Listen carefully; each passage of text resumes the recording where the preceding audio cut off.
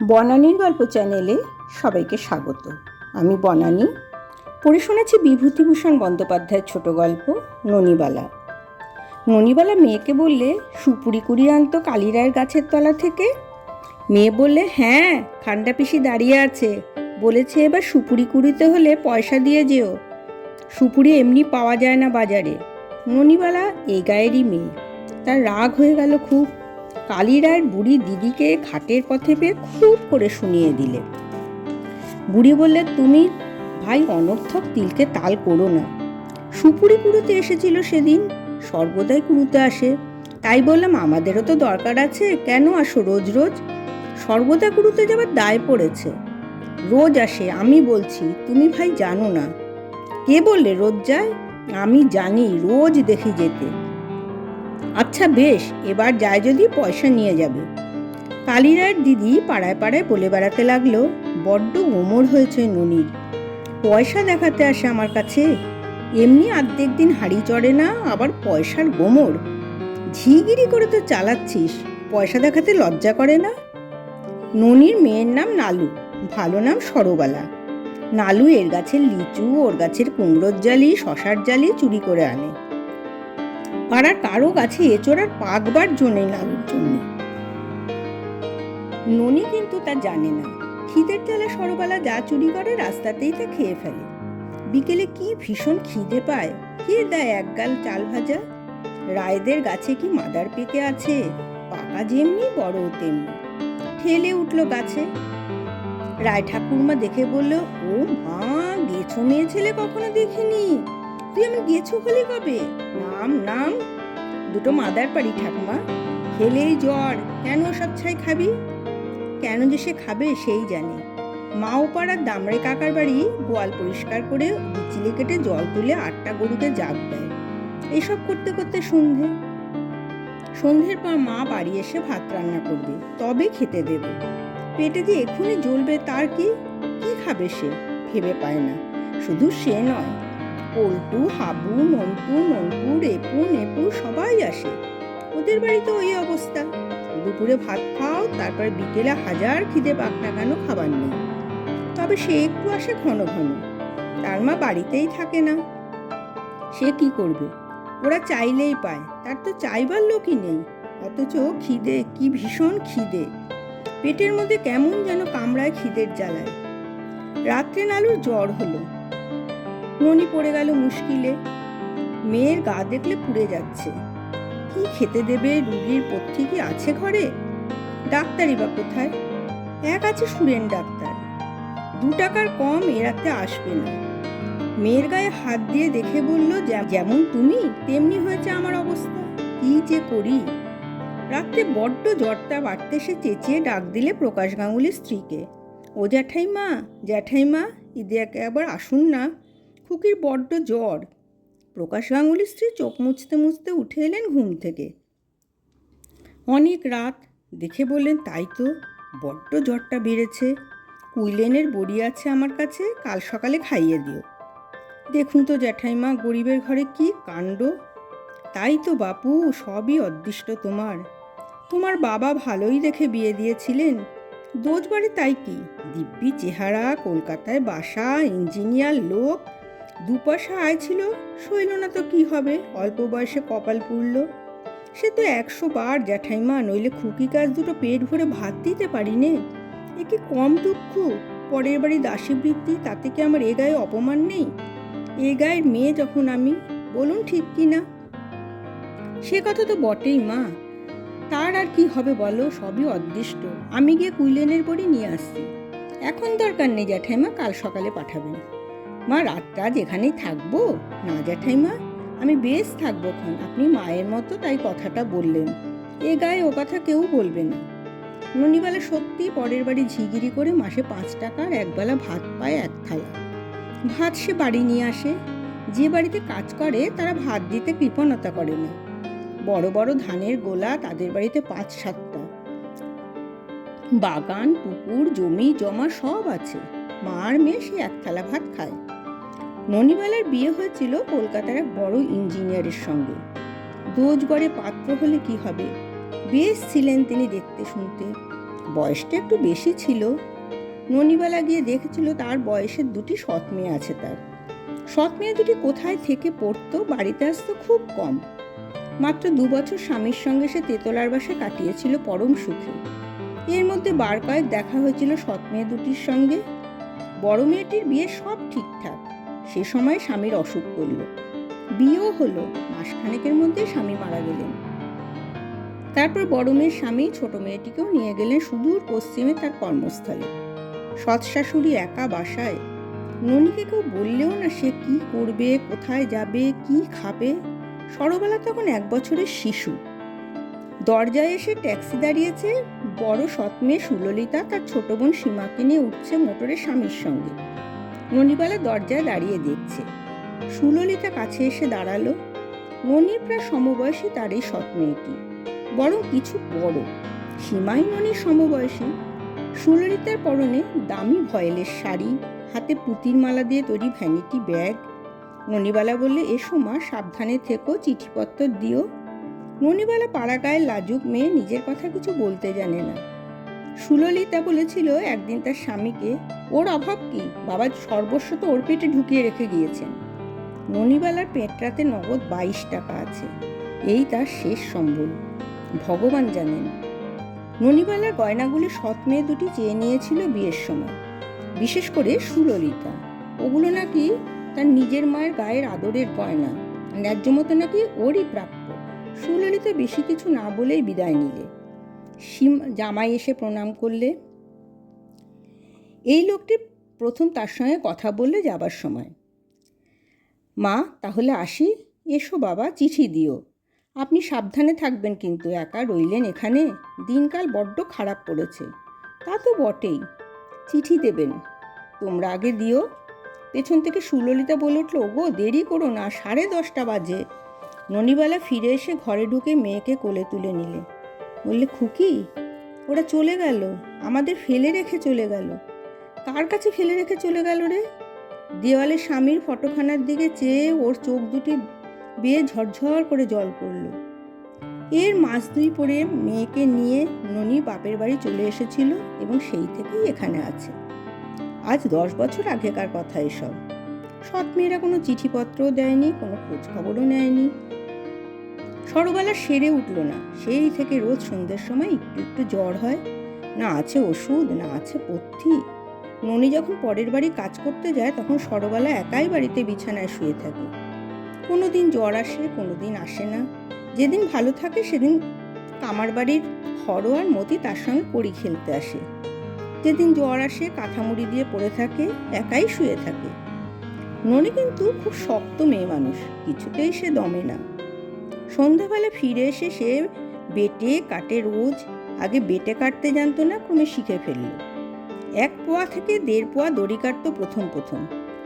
ক্রমে 1 সের পর্যন্ত কাটতে লাগলো। রাত 10টার মধ্যে 1 সের দড়ি বেশ সরু করে কাটতে পারে। প্রকাশ গাঙ্গুলির স্ত্রী একদিন এসে বলল, বেটে কাটছো মা? বেশ বেশ। শিখেছি জ্যাঠাইমা, কিছু আয়ত্ত করা চাই। কোথায় শিখলি? বাড়িতে, কে আবার শেখাবে? সন্ন্যাসী কাকা বুড়ো বয়সে বেটে কাটতো, তার কাটা দেখেছিলাম অনেক দিন আগে, সেই থেকে শিখেছি। সরবালার পা ফুলল, মুখ ফুলল, পুরনো ঘুষঘুষে জ্বর।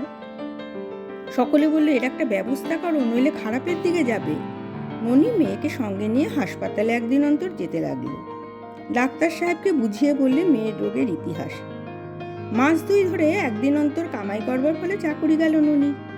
একতলা ভাত আর আসে না, টাকা কটাও গেল। এমন হলো খাওয়া জোটে না। সরবালা সেরে উঠেছে একটু, কিন্তু খাবার অভাবে শুধু কাঁচা পেয়ারা খায় হিমি ঠাকুরনের পেয়ারার তলায় বসে। এর ওপর এক নতুন বিপদ বাঁধল। যাদের বাড়িতে ননি ঝিগিরি করত, কাজ ছেড়ে দেওয়ার জন্য তারা খুব চটে গেল। তাদের হাতে গ্রামের কন্ট্রোলের দোকানের কাপড় দেওয়ার ভার। 3 মাসের মধ্যে একখানা গামছাও তারা দিলে না ননিবালাকে।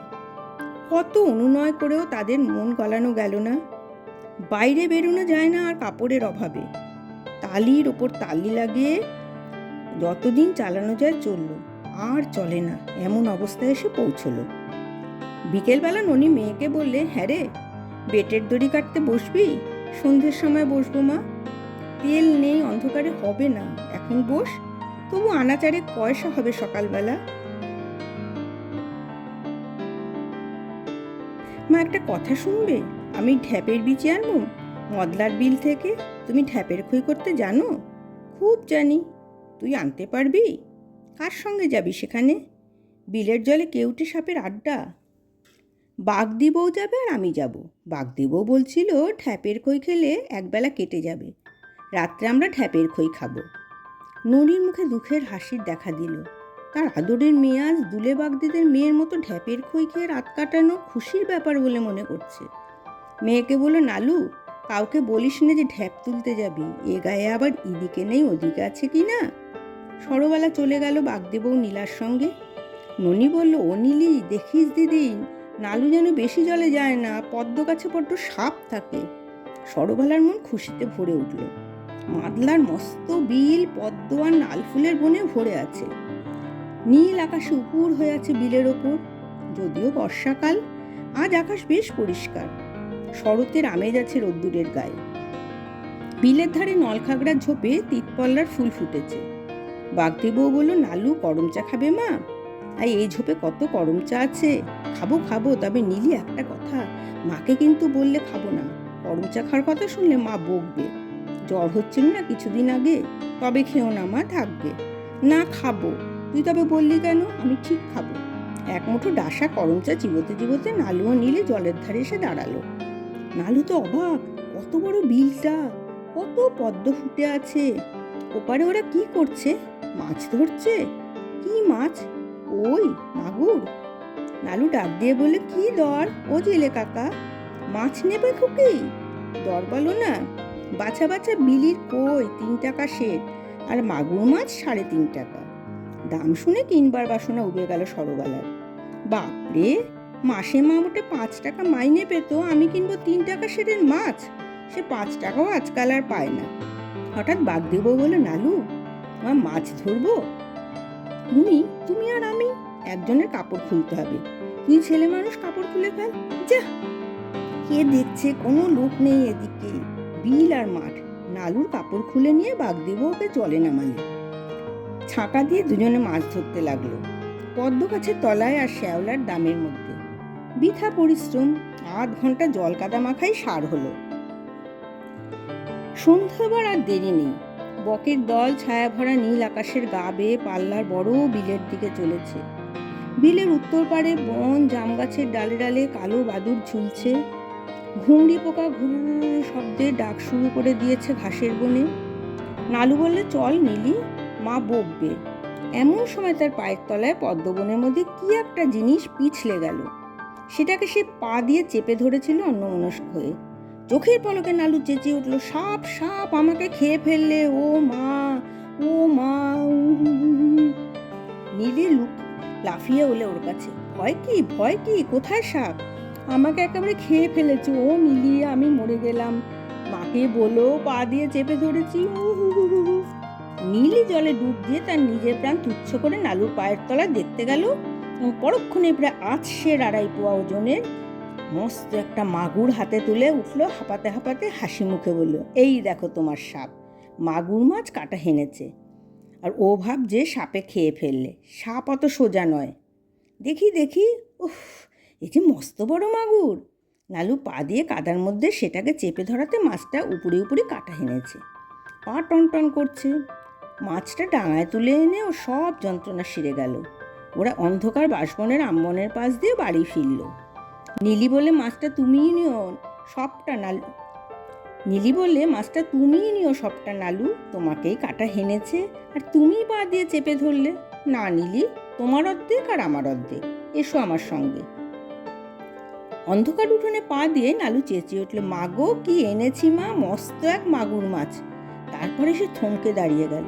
কে একজন চমৎকার মেয়ে মানুষ সেজে গুজে ওদের ঘরে ছোট্ট বারান্দাতে বসে মায়ের সঙ্গে কথা বলছে। ওর মা বললে, এদিকে এসো, দিদি এসেছেন, প্রণাম করো, তোমার মেজ দিদি। নীলি পেছন থেকে জিজ্ঞাসা করলো, কে উনি দিদি? ননিবালা গর্বের সুরে বলল, আমার মেজো মেয়ে সীমা, 3টে পাস, কলকাতার মেয়ে স্কুলে কাজ করে, সোনার টুকরো মেয়ে। নালুকে নিতে এসেছে, বলছে, মা আমার কাছে দাও, আমি নিয়ে গিয়ে ওকে লেখাপড়া শেখাবো। ছোট বোনটাকে এভাবে গায়ে ফেলে রাখতে দেব না। তা আমি বলছি তোমাদের জিনিস তোমরা নিয়ে যাবে, আমার বলবার কি আছে? তোমরাই তো অভিভাবক। আমি কি বুঝি মুখ্য মা। সীমা উঠে এসে নালুকে জড়িয়ে ধরলো দুহাত দিয়ে। ওর মা বলল, তোমার কাপড় কাদা লাগবে, বসো মা। সীমা, আমি আগে ওকে ধুইয়ে মুছিয়ে দিই। সীমা বলে, আমি দিচ্ছি। কেন, ওকে আমার বোন নয়? কি চমৎকার দেখতে হয়েছে খুকি। নাম কি বিচ্ছিরি রেখেছো মা? সরবালা। সরবালা আবার কি? আমি নাম রাখবো শকুন্তলা।